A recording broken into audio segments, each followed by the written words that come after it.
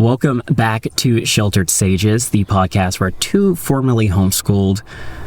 Oh no, I did it wrong. Oh, finally. The podcast where two formerly sheltered homeschoolers talk about the complexities of life, one Reddit story at a time. I am Philip, and I just messed up this intro. And I am Andrew, and that makes me feel a lot better about myself. Thank you for making a mistake. It's nice to see it. I was like, I've got it. And I was like, wait, that doesn't make any sense. Two formerly homeschooled sheltered. Two formerly homeschooled sheltered. I mean, that actually does make sense. Yeah. That does make sense. Sadly, it makes sense. But welcome back. If this is your first time here, welcome. If this is not your first time, welcome back again. We're happy to have you. Sorry that there was like a little space in between these episodes from the previous one to this one. A lot of stuff happened. It was crazy. I had black belt testing. I had a seminar. I had another testing at another school. I had more testings. I had weekends. I have all the... It's been crazy. It's been wild. You got a lot of stuff that you can't talk about. I've got a lot of stuff that I can't talk about, but I traveled a lot of places. That is true. You did do a lot of travel, I went to DC, which is great. Very nice. I enjoyed it. Yeah, I got a jacket and everything. I've only been once, but it was beautiful, and we got to go to all the museums and monuments and stuff. It was awesome. It's a great place. Everyone should... I mean, if you can get out there, I think it's a great place just to go see. Really nice. It's a great district. Absolutely. They have the wildest cases. When I work like transcription stuff out of DC, it's so weird because it's like, it's within Virginia, but they have their own legal system because it's the District of Columbia. It makes it really easy to figure out. Absolutely. Yeah, not so complicated easy. At all. Not complicated at all. Not 70,000 loopholes you have to jump to get legal stuff done. But anyways. There you go. We're not that kind of podcast. We're not that kind of podcast at all. That said, this is it's the fourth episode after the previous one, which means today is once again a geek dive. Yes. And Andrew, what is today's geek dive? Video games. Video games. Yes. So what video game have you been consistently playing? Sadly, don't judge me because they got better now. It wasn't great before. Well, it was great, and then it didn't get... Helldivers 2. I feel like Helldivers has been consistently good, minus that like little blip that they had with like the whole Sony thing. I know a lot of people who played it before stopped playing it because of the whole Sony thing that happened, and then they came back to it afterwards. And because they fixed it, right? Yeah. Some people didn't come back to it, but a lot of people, I think, they just kept going. How many hours have you put into that game now? We just talked about this like a week or two ago. I think I've reached 500 now. Nice. Which is kind of it. And I mean, I need to do more things in my life, but you know, you're fine. No. You're like, it doesn't matter. Just play video games. It's fine. Video games are great. No, I'm a game hopper, so it's really hard for me to like spend hours and hours and hours and hours into one game. I have played a lot of Monster Hunter Wilds. That was so great. I'm still trying to get you into it. Yeah. So if I can get you into it, I will then be playing a lot more of Monster Hunter Wilds. Okay. But I also just recently started playing, I don't know if you've heard about it, Claire Obscure Expedition 33.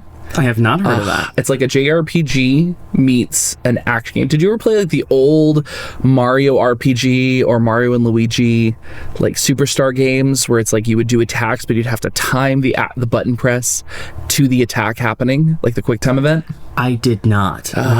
It's great because it's like it's my love of JRPGs, which I'm a huge fan of. I have I don't know if it's in the camera, but I have a Persona 5 Royal like collector's edition mask. Yeah, it should be back there somewhere. Which is also where Joker gets his name from. Not the... Yeah, there it is. Yeah, I'm trying to figure out how to do point in the camera. Sorry, for those who don't have, who are just listening, I have the, like Joker's mask from Persona 5. If you've ever seen that, I have that on a little display stand. And that is where our cat is named after, little Joker. He is not named after the DC Batman villain Joker. He is named after the, what would you call him, anti-hero protagonist from the Persona 5 series. I've never played Persona 5, so I can't say.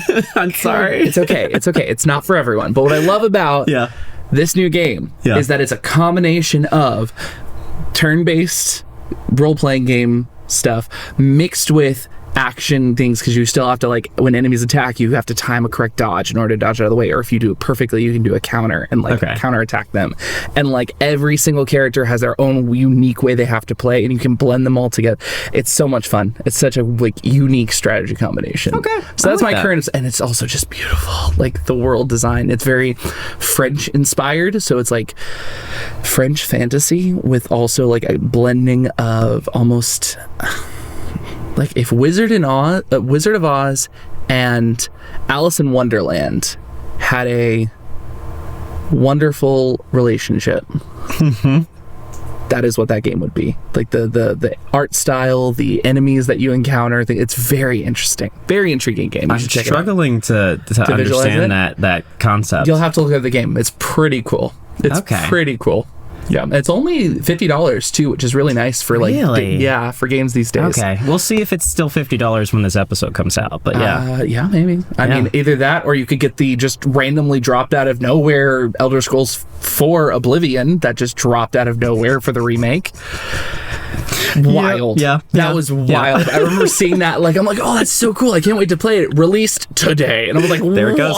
We're done. We did it. Oh my goodness. I wish they would do that with more games. Just honestly, like drop them so that you don't have to wait for the longest time for it. Just like, here it goes. I was so worried because I've seen the reviews are actually really, really good. And I was really worried it was going to be like a baseless cash grab. And it's not. It's actually really good. A lot of people have been saying how much they love it and how well it's been done. So it's on my list, obviously. Like I try and buy like one new game a month so that I don't terribly destroy my backlogs, and I'm sure we'll talk about that more later. Absolutely. But back to what we're doing for the Geek Dive today. That's right. We're doing a podcast. Okay. Sorry, we're not just talking about video games. Got it. All right, we were talking about video games, but we're doing it with the mask of it is a podcast. Oh, yes, that's right. Okay. Yeah, all right. The audience should know that, though. But back to what we're doing today. We don't need to explain Picklefoot as much. The bad guys in these stories, or the people that are not as good, will be called Picklefoot. So don't worry about it. If you want to learn more about what that means, go back to a previous episode. They're great. Trust me. I don't think there's any episodes right now that are not good. I think I love all of them. I'm enjoying. I'm enjoying all of them. So go back and listen to the previous ones. But I guess are we ready? Do we need anything else? I think we're ready. So I think we can go ahead and get started now.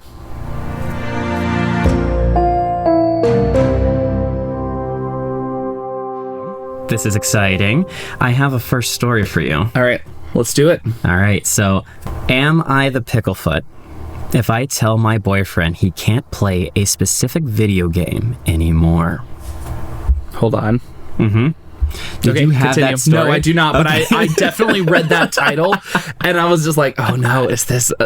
yeah, go. Okay. All right, let's go. So we're thinking similarly, but this was very excited for me. Me, 25 female, and my boyfriend of 5 years, Zach, 26 male, need an outside perspective. We're going to be the outside perspective Absolutely. Today. We're just going to help them out. Yes. Zach has been really into this game called Helldivers. Typically a 3-person game. Yep. Me and Zach both enjoy our fair share of video games, but I'm not a big fan of shooter-style games, and I don't even have a computer capable of running this specific game, so I have never played it and don't really want to. The issue I have with this game is the commitment it requires.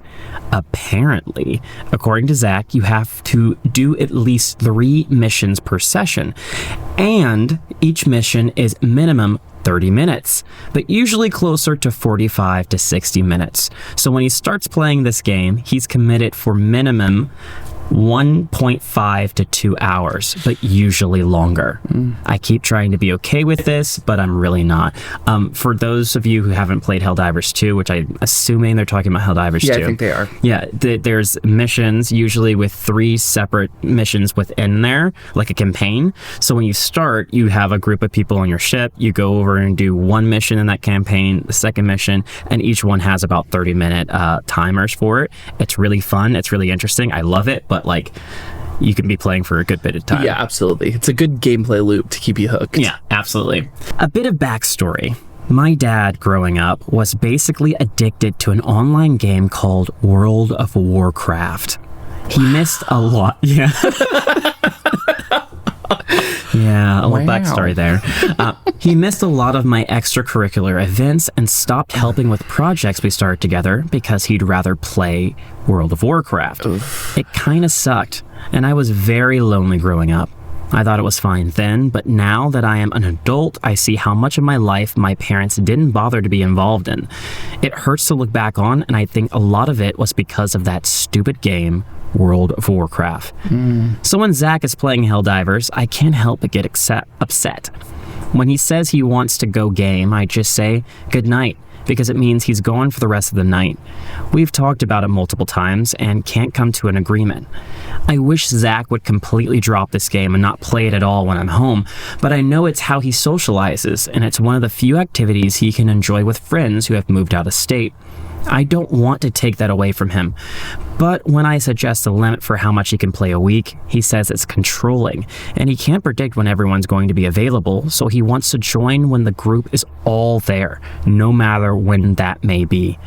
I want it to be limited to 1 day a week, and he has to tell me ahead of time because, to me, he may as well be going out drinking with the boys because he's pretty much unavailable.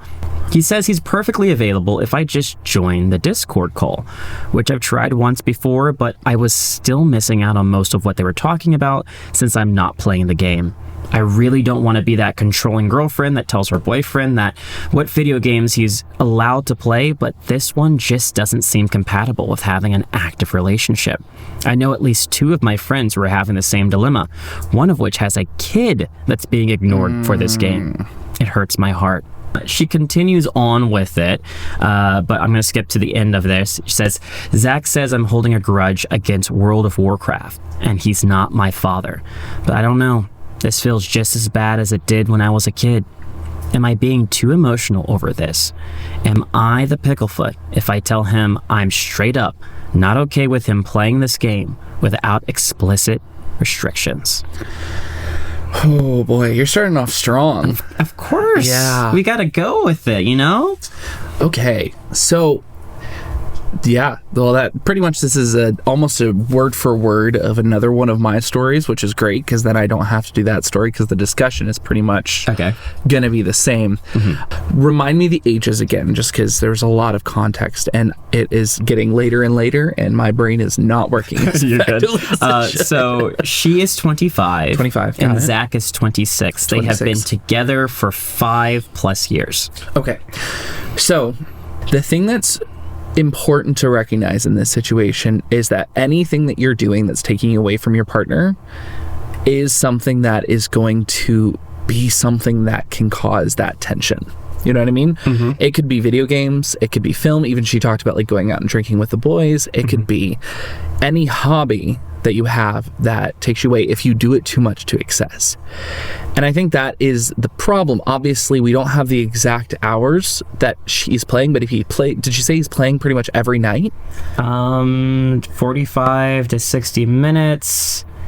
Yes, it doesn't say he's playing every night, but I'll check. Okay. It is an activity that takes up a big chunk of time, and it could be very likely because, like, as avid gamers, we both know how quickly time flies when you're playing and you're not actively thinking about the clock, right?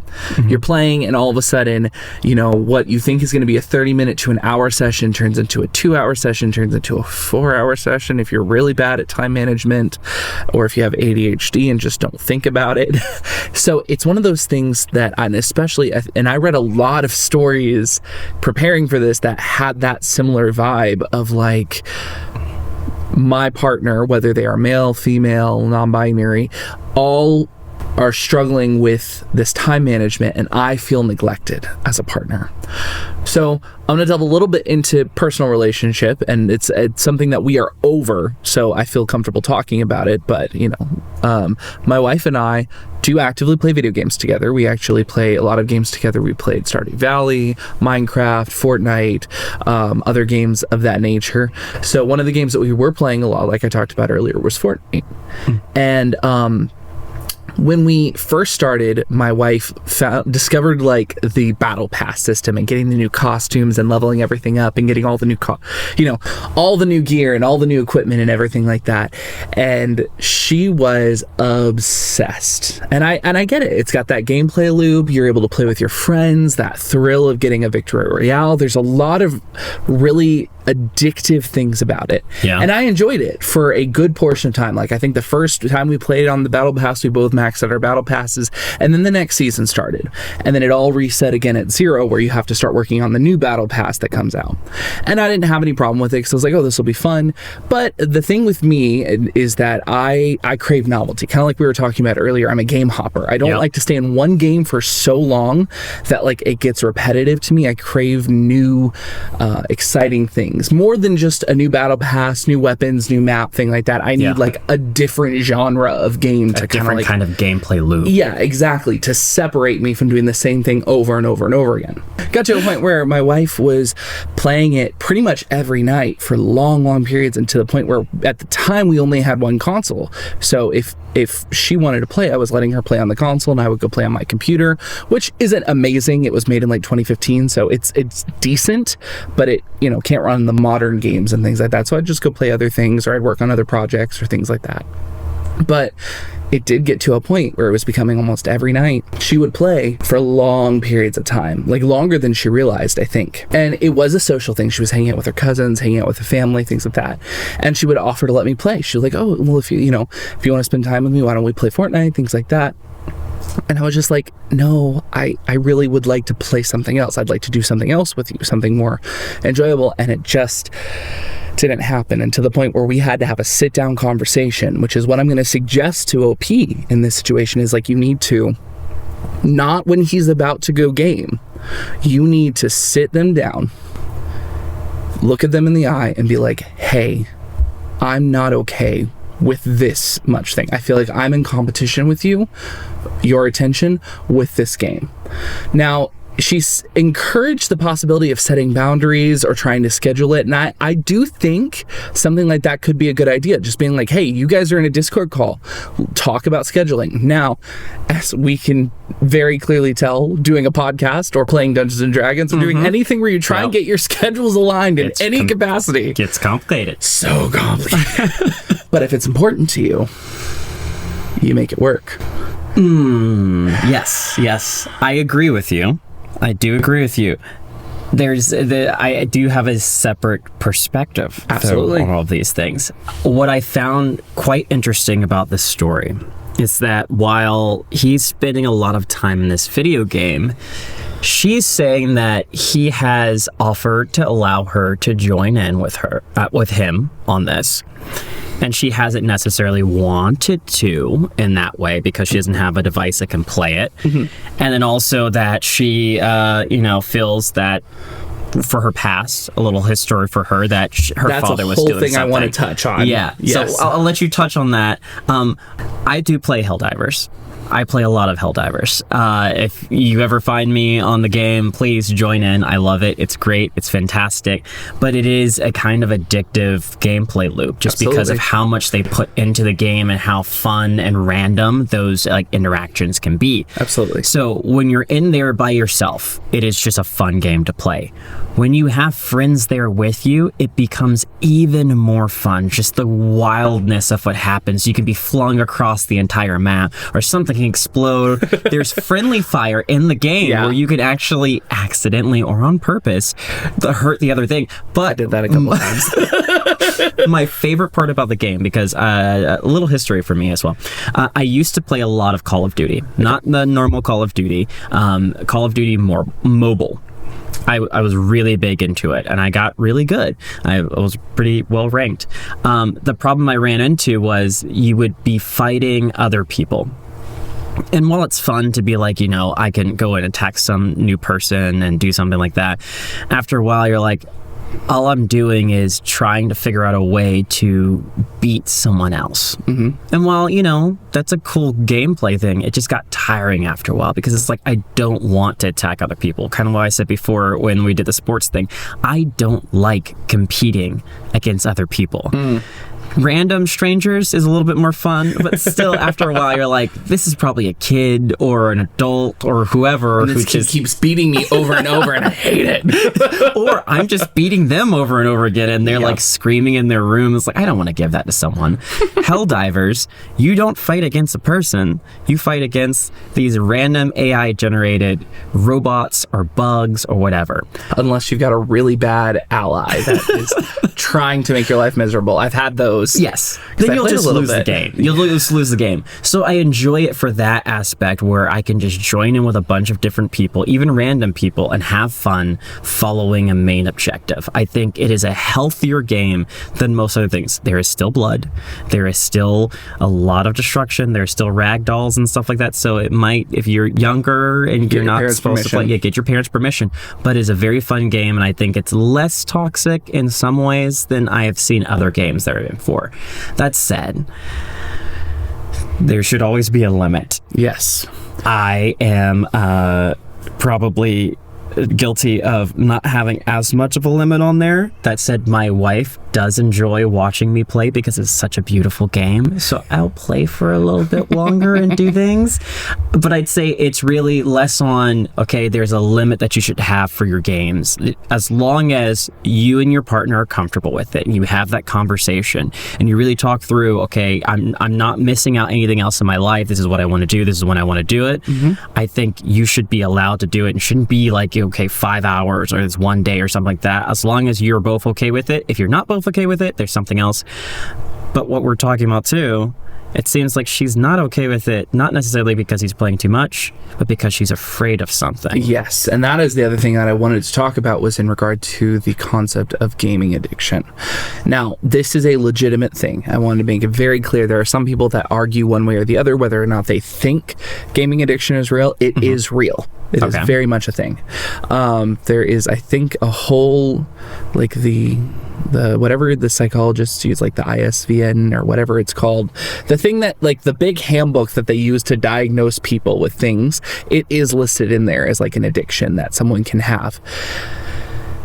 And you hear horror stories from families who choose, or from like fathers or mothers who choose gaming over their loved ones or their social things like that. And it sounds like, I'm not going to say it is because obviously I cannot diagnose someone. It sounds like her dad definitely had that addiction with World of Warcraft, which is something I heard happen with a lot of people. I can't speak to World of Warcraft, but I did play Final Fantasy XIV for a while. And let me tell you, I can understand why. Because the thing with MMOs is they're designed to be something you can play forever. They are designed to have gameplay loops where you can always find something new to do in the game. You can spend thousands and thousands and thousands of hours doing things. Raiding is another thing where, like, you're challenging these insane bosses with a group of 8 people, and it's like you have to do everything perfectly. It's addicting. Yes, but thoughts. So a little funny story there as well. Growing up as a homeschooler, just in case you forgot what this episode. Oh yeah, that's right. We are sheltered. My parents did not want us to have video game systems or consoles because they felt in that same way that we would either get addicted to them or that the games themselves were not good. I'll have to go back and ask my parents specifically why they didn't want us to have the gaming systems, but it was just not a thing in our house. That said, we did have a computer.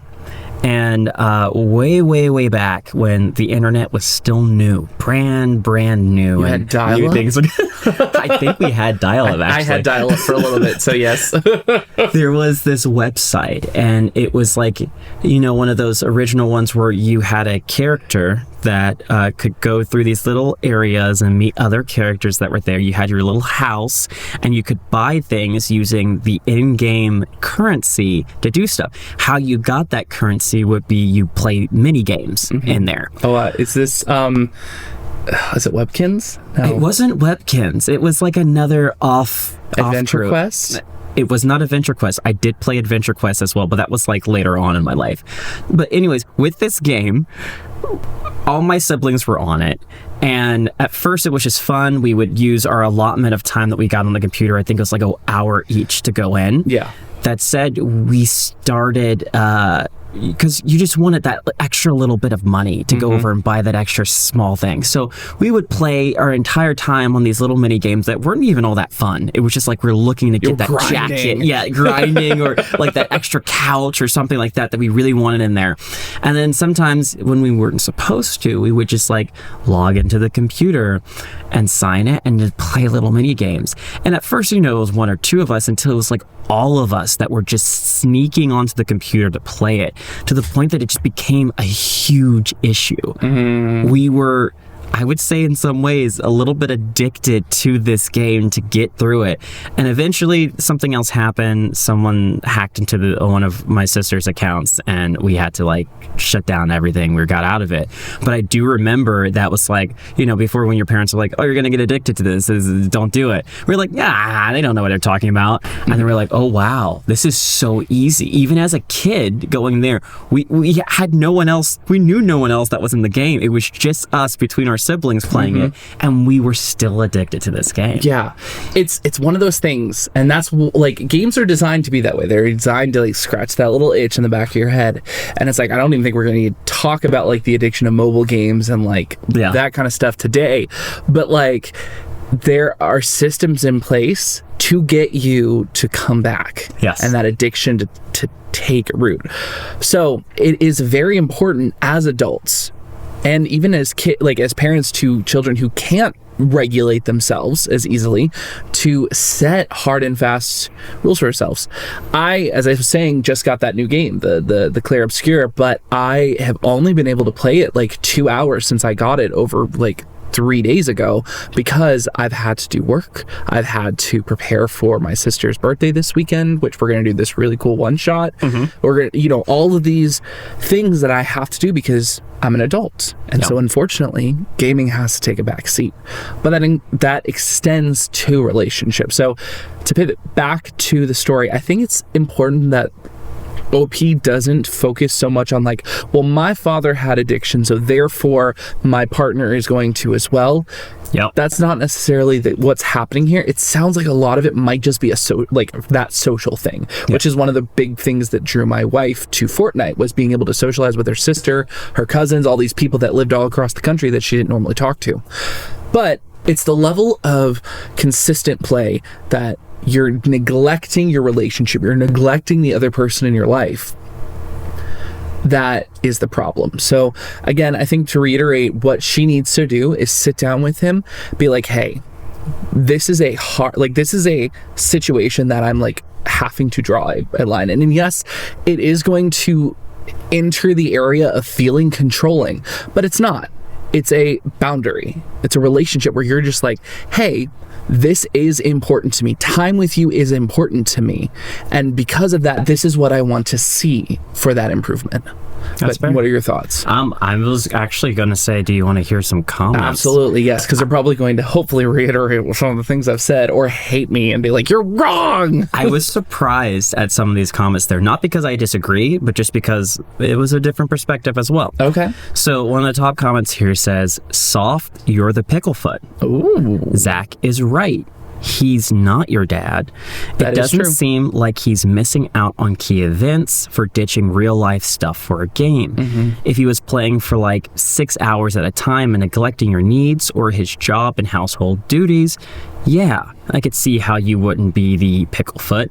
But just playing 3 to 4 hours with his buddies is normal.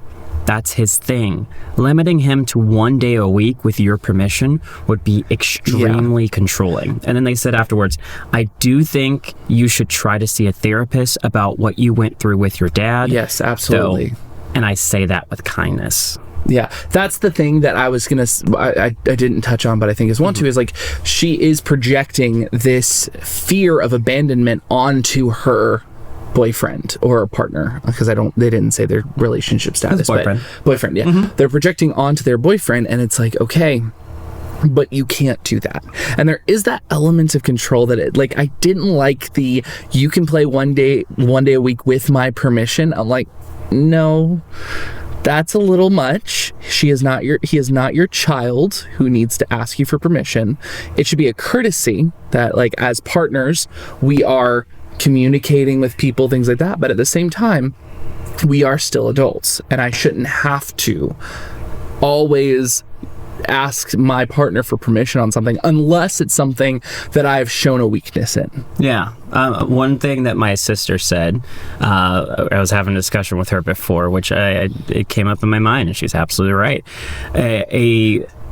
She said boundaries are not things that you're telling another person to do. That's basically a command or stipulation that you're having there. A boundary is what you will do if it is crossed. So basically, if you're going over and telling your boyfriend, in this case, you can only play these video games for this certain amount of time, that's giving him a rule. That's saying, this is what I want you to do, versus her going, if he's playing it for a longer than this amount of time, then I'm not going to stay in the room. Or if he decides to go over and do this while we're doing something else, then I'm going to go over and talk to him. It's giving a boundary for yourself and making sure that you're safe in that, because you can't control other people. No. And once you start trying to control how much they're doing something and things like that, it's kind of, you start to think, okay, is it really because they want to do these things, or is it because I'm telling them to do these things? And we want, in a relationship, your partner to do it because they want to, not necessarily because they're forced to. That's never a good situation. Absolutely. And I mean, that's... Yeah, we could, I think, talk about this for the whole length of the episode, because there's so much in this story. But she does respond back to this one. Okay, good. Yeah, what she said is, thanks to everyone who provided thoughtful input and advice.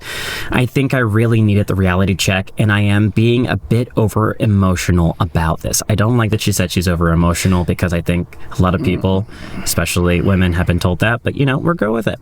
Yeah.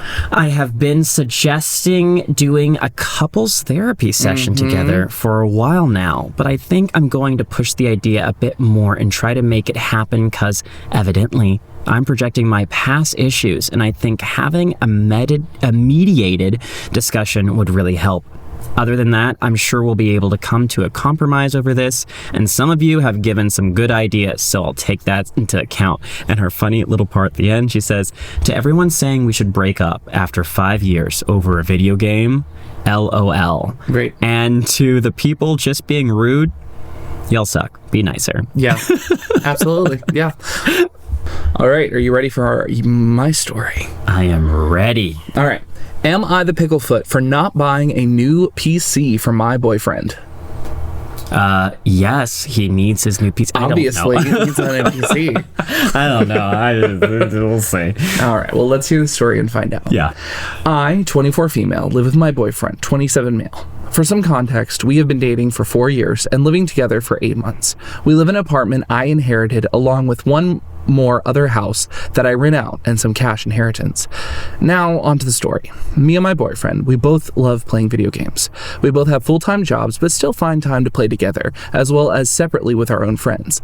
He is a much better player than I. He plays in tournaments and competition, whereas I just play for fun. A few months ago, my boyfriend started talking about some new PC and other items he wanted to upgrade his setup, and he was saving up for it. I was okay with it since we have separate finances. He doesn't pay for the utilities, but splits groceries, which wasn't an issue because I had extra income from the rental property. I thought I could use my inheritance money and get myself an expensive set upgrade as well. I took suggestions from YouTube and some friends. I scheduled the delivery for the day I knew he wouldn't be home all day, and when the setup came, they sent someone from the store to set it up with me. I used the PC for a while and it was amazing. My boyfriend came home during the evening and saw my new PC. I was so excited to see his reaction, but his face remained very dull. He looked at me and asked why it was on my side of the room. I told him it was because it's mine. Oh no. He asked me to confirm that I bought his dream PC setup for myself, and I said yes. He got visibly mad, but then says, "Can you have mine?" At first, I just laughed, because I genuinely thought he was joking. But when I realized he was being serious, I told him no. I said that I bought this for me. He blew up at me and told me that I need to buy the same one for him as well. When I said no again, he started yelling about how unfair I was being and how I wouldn't be able to appreciate technology like that since I'm too dumb to even understand the specs. Oh, goodness. By that point, I was losing my crap, so I told him to get out. He grabbed a few items and left to stay with his best friend. Now his best friend and a few others are blowing up my phone, saying that as a girl, I shouldn't own something so expensive that I don't understand, and could buy him the same setup since I can afford it due to the inheritance. I don't have any loans, so it's not like I am saving the money for something particular in the future, which is making me doubt if I was the picklefoot. There is a little bit of an edit as well.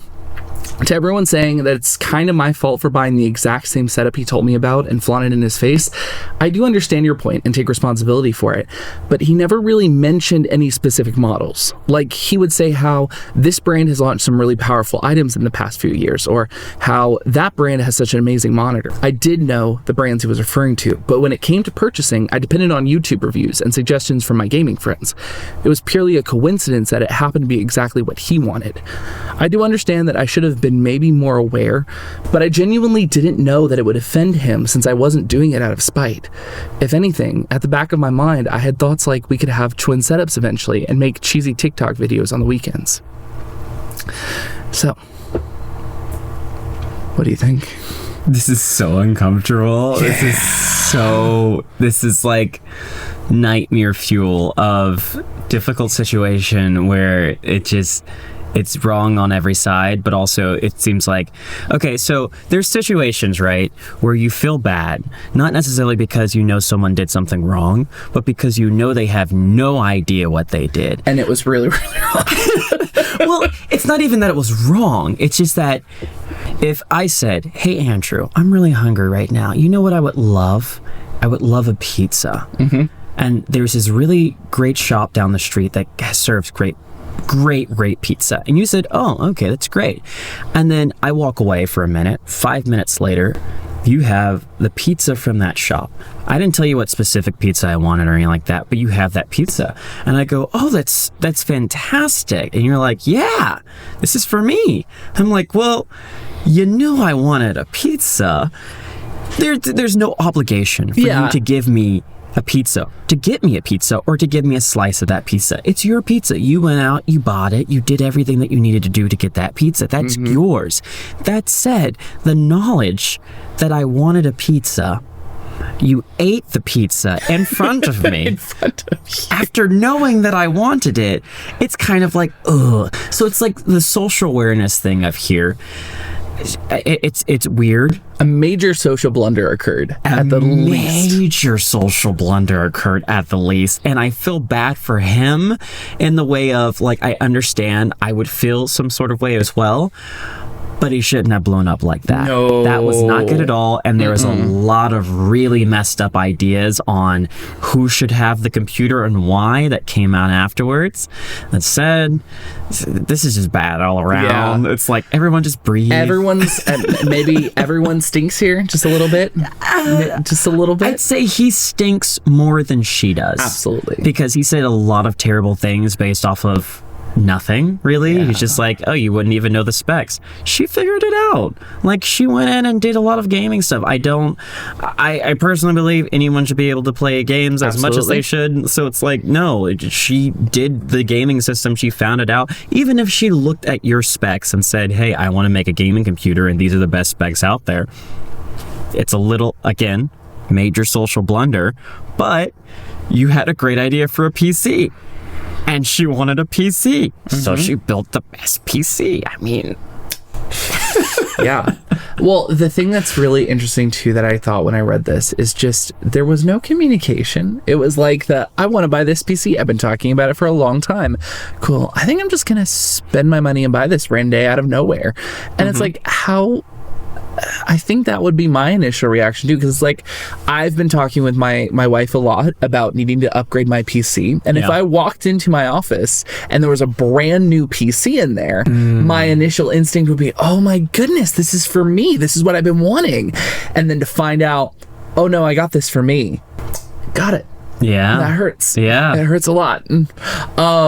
Obviously, like, our finances are tied, so it's a little bit of a different conversation than we've been having. But all that to be said, it's like, it would really hurt. So I think that is the initial, like, kind of a picklefoot for that social blunder does not justify the way that you talk to your partner like that. That is awful. And considering the way that his friends talk to him, it's like you can kind of tell the people he spends time with. He's surrounding himself with like those alpha bro,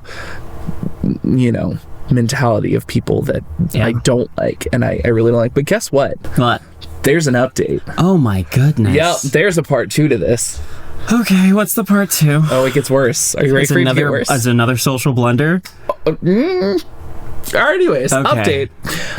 It's 11 p.m. here right now, and I'm kind of shocked at everything that happened today. I made the original post in the morning before I left for work. While I was at work, I received an alert from my security system. I check my front door camera, and I see my boyfriend at the door walking with his key. Something didn't feel right, so I checked the camera in our game room. We set it up months ago when he wanted us to do streams. I had set it up in the morning before leaving, just in case. Now I feel so much better that I did. I see him trying to unplug my monitor, and I immediately call the police. By the time I reach home, 2 officers are waiting outside my door with my boyfriend. He claimed that he was just at the apartment to get some stuff like clothes and other essentials. I had no energy to argue, so I just show the camera footage and he starts apologizing. He goes on and on about his friends riled him up to steal my system to, and I quote, teach me a lesson. What bothers me the most is that all this time, he hadn't texted me once. Not a single call or anything. His first instinct was to break into my apartment. The cops asked me if I wanted to press charges, and I said no. I know most of you will not be happy about this, but I kind of want to be done with this thing. I asked for my key back and told him that I will send his PC and other stuff to whatever address he wants later, but I don't want him or his friends to come around. And if I receive a single accusatory text from him or his friends, I will go ahead and press charges. He kept trying to apologize, but I stood my ground. I'm genuinely surprised at how I didn't break down in front of him. I'm still at disbelief at how my 4-year-long relationship just crumbled in 24 hours. She ends up calling her mom to stay over at her place because she was kind of freaked out about the whole thing. But yeah. Wow. Yeah. That's insane. Mm-hmm. I'm glad that I picked up on that he was a lot of a bigger... A little bit unhinged? Yeah. Which goes to show, friends, when you're in a relationship, right? Your partner is one thing, but their support system and the people that they're talking to are also in the situation. We like to pretend that you can just, date or marry somebody who is completely separate from their support systems around them. That's not true. That's not how it works. Not even whatsoever. And while it's unpleasant, when you are dating or around someone, their friends, especially the people they talk to the most, can influence what they do and how they do things. Like, they could be the nicest person, but if their best friend, their dude is like, hey man, you shouldn't let her do that, this isn't the thing, even if she's fighting too dumb to know what all these things do, you should have it instead. Exactly. It can feed into that feeling of, I know better, I'm supposed to do this is where, and you can get to some crazy things. That said, he should know better to not be listening to them about that kind of stuff. Absolutely. And it does seem like it was just a mess up on his side where he just got super riled up and he was like, I'm gonna go. Because, they're living together. Where is he gonna hide the PC? What was the planning here? Yeah. He can't even play it. You're gonna pretend like it got stolen for what how does that teach her a lesson? You're trying to punish her how?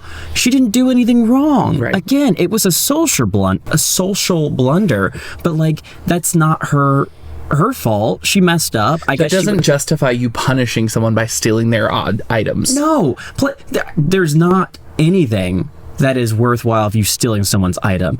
Plus, like she said, he didn't have one text, not one kind of conversation about it. He just decided, going from, she bought something that I really wanted to, let me steal it to teach her a lesson. It's almost like something out of a fairy tale. It's almost like you would read this in a children's story about an obvious villain of what not to do. It's like, Susie Q bought this item. Billy Joe really wanted the item, and he grumbled. I should have that item. So when Susie Q went to work, Billy Joe walked into the thing and took the item. And then he got arrested and his life was ruined. Don't take things that aren't yours, kids. Like, it's wild. And so I feel bad for her because it's like, yes, she said her relationship of 4 years crumbled in 24 hours over a computer. Yep. It seems like, too, she lost a family member because inheritance money was the thing that she used to purchase this. So she's had a lot happen to her within the last, couple of months of this thing going on. Or however long. It doesn't actually say when the inheritance was hers. Okay. So, or like when she inherited the stuff, if I'm correct. Yeah, it just says that, she rent out in some cash inheritance. Okay. So, yeah, but that's a lot. So I'm sorry to her. And then for him, it's like, you're the picklefoot.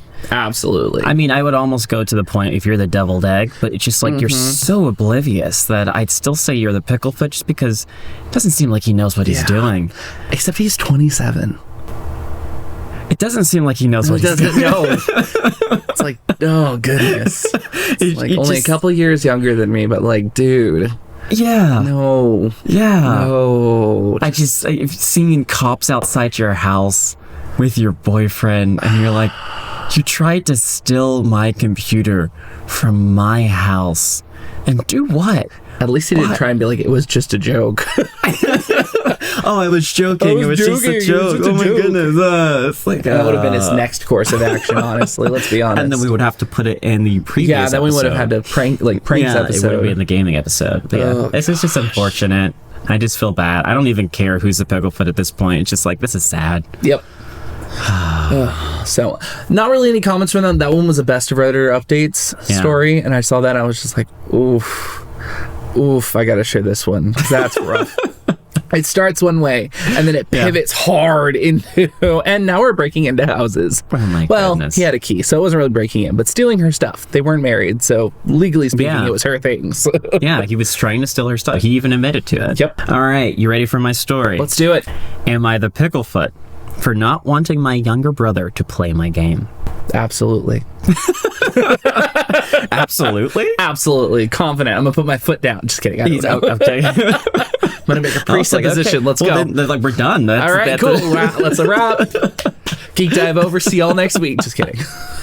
All right. Let's hear a little bit more about it. This is a shorter story as well. All right. So is 14 female, soon to be 15. She wanted to add that in there just to let you know. Very important. Yeah, she's going to be 15 soon.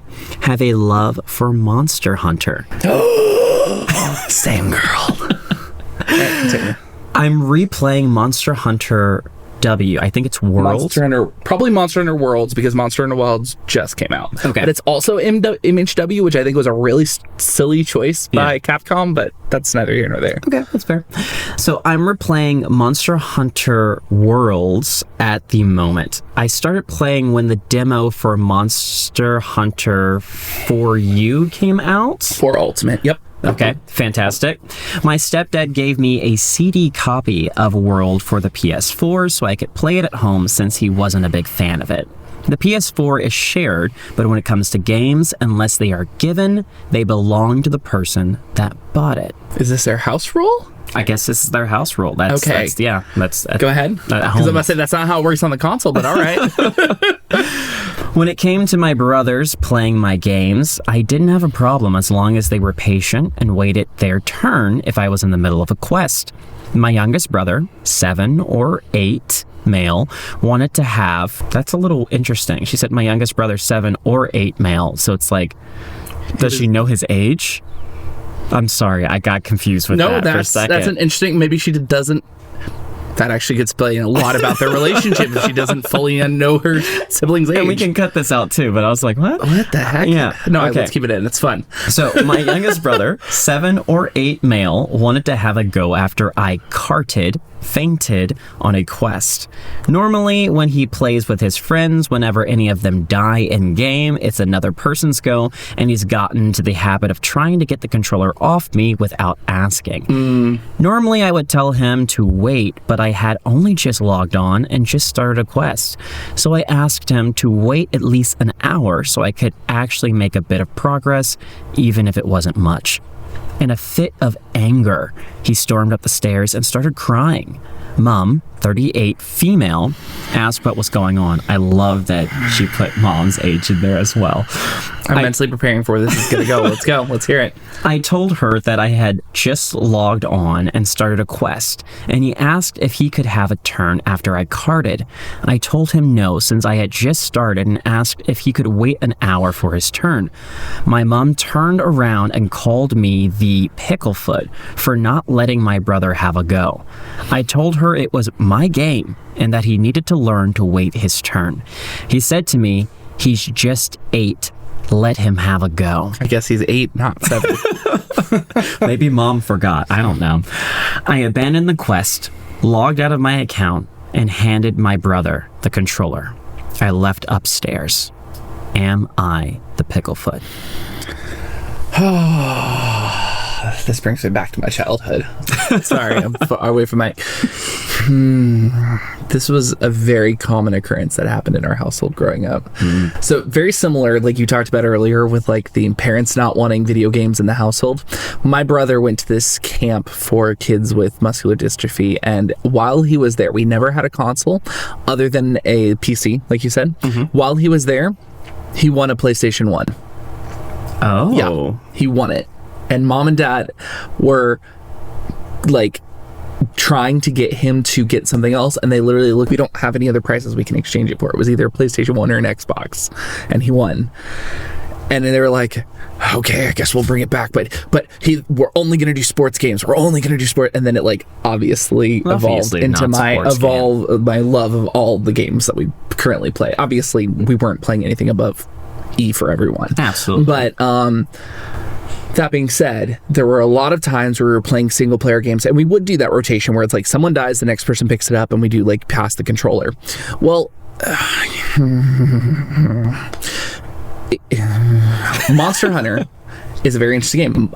So Monster Hunter, actually, going to delve a little bit into more of my home life, was one of the first games that we owned that was teen rated, actually. Oh. Yes, we got Monster Hunter 3 on the Wii system, and when we had first gotten it, we like had to do a lot of research because it says in there it's like teen because there's blood, and my parents were like, oh, blood, oh no, there's blood, they can't have something that has blood in it.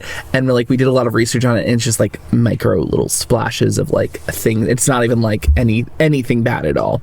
Or like sometimes they'd have like wounds on them that would have like a little dash of red, but it's like you're hunting monsters.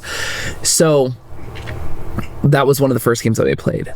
And one of the things that we learned very quickly in the game is A, it's not multiplayer. B, the hunts take a while. Yeah. So like it's not you play for 5, 10, 15 minutes and you keep moving forward. It takes a while, and it's complicated. Like some of the fights, especially the more higher you go and the bigger monsters that you have to fight, very, very dangerous. So all that to be said, when you play Monster Hunter, you commit to potentially an hour worth of play, sometimes just to hunt one monster, if it's like a really high level one and you're doing it by yourself.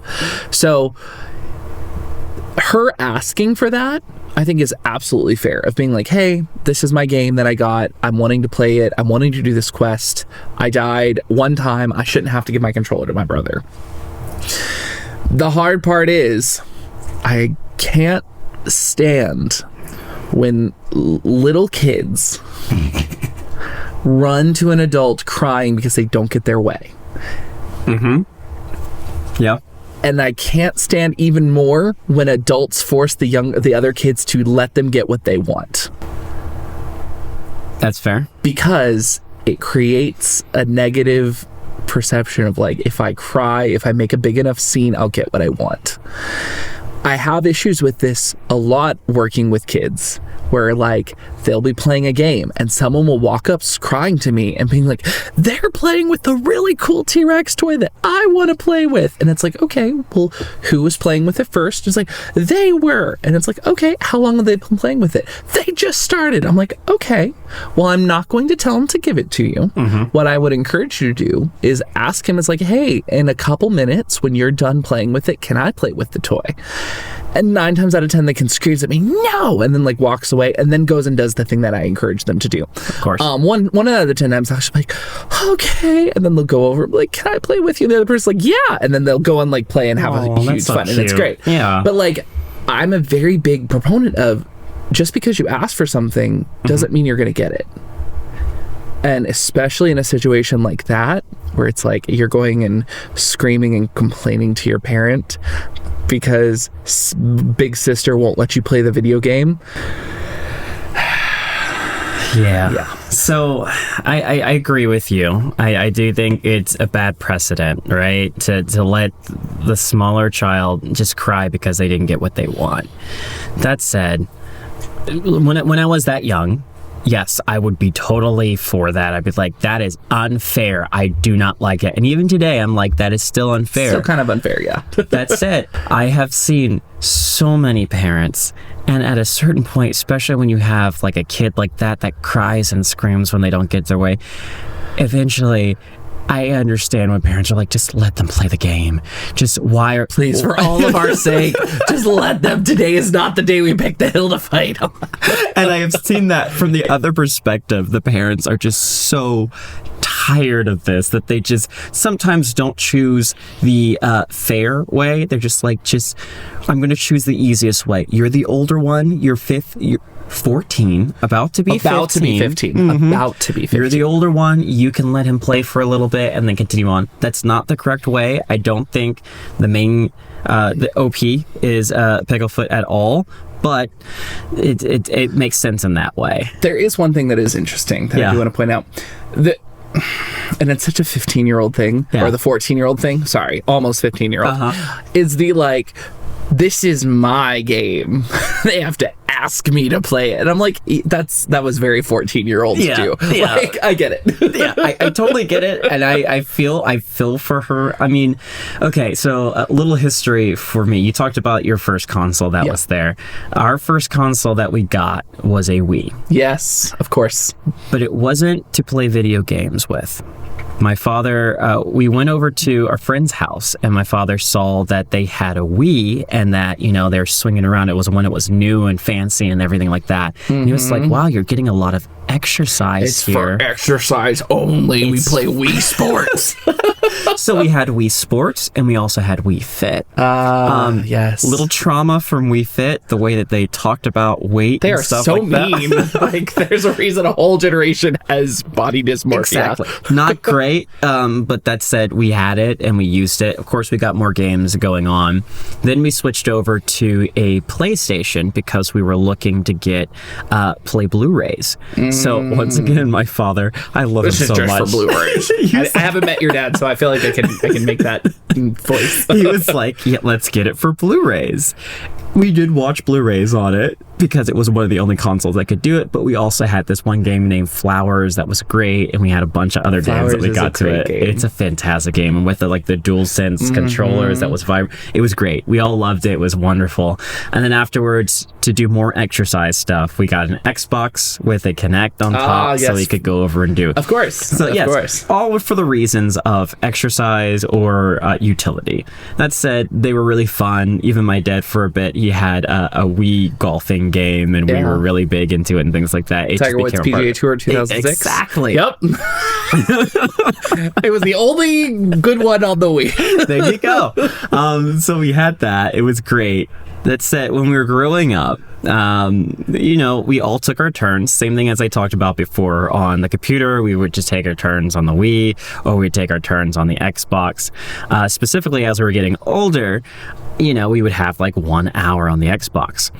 Now, I used to get frustrated because my little brother would get more time than I would get. I felt he would just be on there a lot because he would finish his chores first. And I'd be like, how is that fair or whatever? There's a lot of complications there. I want to go into who is fair or not. But I realized if we were playing together, we could combine. It could be 2 hours instead of we totally did that. Yes. So I would find multiplayer games that my little brother wanted to play, and then I would kind of convince him to play those games. That way I could be the second player on those, but then if he, got stuck or something like that, or didn't know how to play it very well, I just switch into the first player role, and he'd be the second player. And like, while it was a little bit like a, backhanded there's a little bit of manipulation. Yeah, manipulation. It's fine. I did that with like the unplugged controller on the PS2 all the time with my little brother, so I can't say anything. We still had a lot of fun. There's a lot of Lego games that were there, and I feel like it brought us closer together in playing those. It wasn't always perfect. We would sometimes argue about who was playing Lego Batman. He would play a lot more than I played, and sometimes we wouldn't be able to. But like finding those ways to work together in those situations helped out a lot. Against the true evil parents. Just kidding. Time restrictions on video games. That said, I understand where she's coming from. I understand this is not a multiplayer video game. No. She can't do that. Well, it is, but not in that capacity. You can't play on the same console. You have to have a different console. So then it's like, okay, if she just wants to sit and play, she should be allowed to. I think for OP, 14 going 15, really, she's not the picklefoot, but she should have a quieter conversation with mom that's not here, because mom obviously seems like she's going through something right now, like she's just making a decision really quickly. You're not going to change mom's mind. Have a sit down with her later on and basically be like, hey, I didn't like how that situation went. I wanted to play the game. This is my little time that's here. Could you please help me by protecting this time with my siblings? And just kind of make that discussion there. Like, this is an adult, but sometimes I'm going to give you a little surprise. Sometimes adults make mistakes. No, we don't. What? And by explaining this to them and really having an open conversation, what is it like? Communication fixes everything. I don't know if communication fixes your boyfriend stealing your computer. Well, he didn't say anything. If he had talked to her, maybe that would have helped. If he told her he was coming in to steal her computer, that would have fixed it. Never mind. I think we finally had one story that communication would not have fixed that issue. That is fair. That's fair. But yes, communication for this issue would have helped out a lot. Well, and it's one of those things too that it is something, especially some parents who are not gamers don't understand. I think I had that discussion with my mom about online games. When I was younger, I was really into League of Legends for a long time, actually. And League of Legends, similar like I was talking about, they have long set games that once you start, you can't stop them because you're in with 4 other players on a team against 5 other players. If you leave, not only if you're playing a ranked game or you're even playing online, you get in trouble because you're abandoning your team and they can't fill someone into that spot. Yeah. So I would have conversations with my mom where she would come in and I was in the middle of a game and she'd be like, you need to turn that off. It's time to come and eat dinner. No warning, no time, like nothing like that. It was just like, you need to come and eat dinner. And I would be like, hey, Mom, I'm in the middle of a game. And she's like, well, pause it or turn it off or something. You know, you can pause it, you can turn it off. It's like, no, Mom, it's online. Like, no. I had to, I think it was like 14 or like 15 or 16 where I had to sit down with her and I'm like, okay, Mom, you need to understand. This is not like playing a game that I could, like, that's a story or something like that where you can pause it. It's like a, you know, like an arcade game that constantly runs and you have to keep playing until you stop. And I even like brought up the reality of like, you know, there are other people playing online and you can't just leave because you get in trouble, you get penalized, you get all these other things. So we came to a compromise of where my mom's like, okay, well then what I'll do is I'll give you a time warning. I'll be like, hey, we're gonna have dinner at this time and you need to know, hey, this is how long a game of League of Legends takes. Can you fit a game in before that time limit? No. Maybe you need to not play another game of League of Legends. But the same thing. And then if like something came up and Mom needed me, she would be like, hey, I need you to do this thing within like in 20 minutes. And I'd be like, okay, that's perfect. Or if she'd do it and I'd be like, well, I'm in the middle of the game, I should be done in 15, 20 minutes. She'd be like, okay. And then I would get in trouble if I started another game and didn't do the thing he told me to do. That is absolutely fair as well. There's the end of the conversation. But all that to be said, parents can make mistakes, and communicating with parents in a calm and respectful manner can help shift their perspective if they're good parents. That's true. So what are your thoughts? I'm going to read you a comment, actually. Yay! Because comments. It kind of pulls it together. They said, if your mother literally called you a picklefoot... Yeah, that's I didn't talk about that because I was like, this seems like enunciation or like dramatics, but absolutely continue. We're gonna believe her and say that it potentially happened. But if your mother literally called you a picklefoot, or the alternative of that word that's in the story, or made another derogatory comment, then that was wrong. Absolutely. And she is the picklefoot. A younger sibling shouldn't always get their way just because they're younger, but you also shouldn't get to unilaterally decide how long long to be on a shared device. Absolutely. Otherwise, I don't really think this is a picklefoot situation, so not the picklefoot. As far as sibling game disputes at my house, I'm really just over it. If my kids are fighting over a shared device, I take it away until they can both come to an agreement over what a fair turn-taking solution would be. Once they both agree, they can come to me and let me know what they've negotiated, and then I will enforce that. I would help them mediate when they were younger, less so as they are older. Also, kind of listen to make sure one isn't taking advantage of the other. Now they usually work it out without my involvement. And that's what you have to do as a parent, because you have to recognize it's like in the real world, there's not going to be an arbiter that's going to sit here and decide for you. You have to, these are intersocial conversations that you have to have with people to be like, hey, I want to use this for this time. Like you get to the, I almost made a gym reference. I never go to the gym. But like, you know, you go to an arcade and like someone's playing in an arcade and it's like you can, you know, stand behind them, and common courtesy is if you're playing in a game and you see someone standing behind you, that the next time you lose, you let them go. It's like, okay, that's just, you have to learn how to negotiate these things. You know, it's not easy. Yeah. And it's especially frustrating, but that's about learning to be a mature human, is recognizing that we don't always get what we want. Like even kind of wrapping back around to that first story that we talked about, is it's like there are checks and balances that you have to make even within your own relationships and things like that. You have to regulate yourself, and you have to be able to work with other people.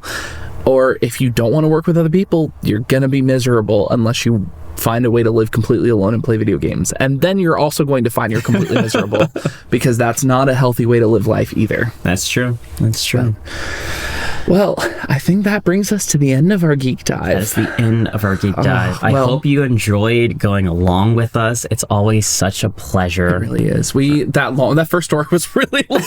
I'm sorry about that, but also no, it was good. It was a good jumping off point, and I hope you stuck around, or at the very least use the chapters to skip to the next story. Yes, yes. You can do that. You absolutely can. We will not be upset in any capacity. Listen to what you enjoy. Absolutely. But if you are interested in learning more about what we do or hearing more of our episodes, you can do that little subscribe button if you're watching on YouTube, that little bell on the side. You can ring that, no, you hit the subscribe button, you ring the bell, and that'll let you get notified anytime we post new content. Absolutely. If you follow us on Spotify, same dealio.